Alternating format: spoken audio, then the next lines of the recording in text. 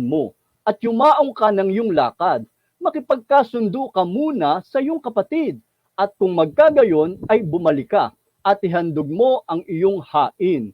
Makipagkasundo ka nga agad sa iyong kaalit, samantalang ikaw ay kasama niya sa daan. Baka ibigay ka ng kaalit mo sa hukom at ibigay ka ng hukom sa punong kawal at ipasok ka sa bilangguan.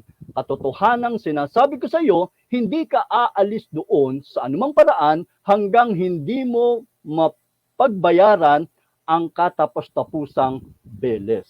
Kaya yan po, binanggit muna ng Panginoon ang huwag papatay, yan yung pangunahing mga utos gaya sa 10 utos, at dinagdag ng Panginoon hindi lang ang pagpatay kundi ang pagbabawal na mapuot sa kapatid, na dahil dito'y nakapagsasa